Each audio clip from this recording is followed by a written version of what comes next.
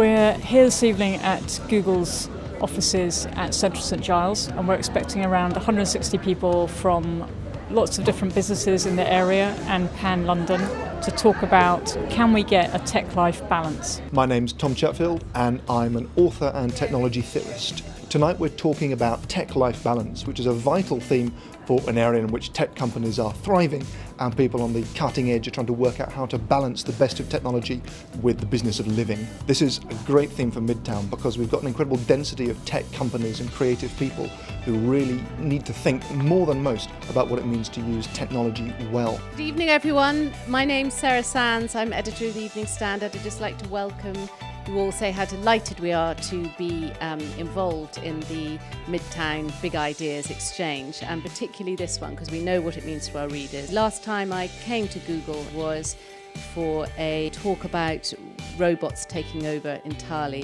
so that human beings became redundant, and we're not there yet.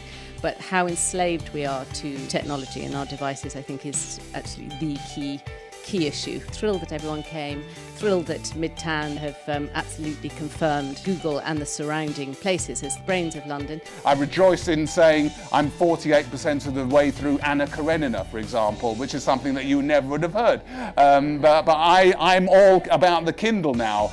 Even though I used to be obsessed with the smell of books, I used to love books, but now, and I understand that sort of sense of, oh, we don't have the physicality of books, but I imagine when it was switched from parchment to the printed page, people going, oh, it's rubbish, this printed page, you can't roll it down, you can't get in there and roll it down.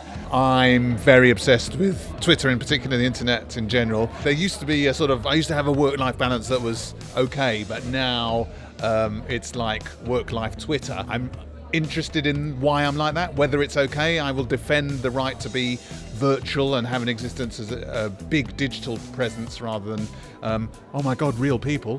Yeah, so it's an area that interests me. So Google is taking part in the Ideas Exchange because it's important to be part of the business community. It's an excellent platform for people to exchange ideas. And in terms of the diversity in the room today, we have companies from lots of different spheres. So it's a great boiling pot, a great platform for exchange, I think.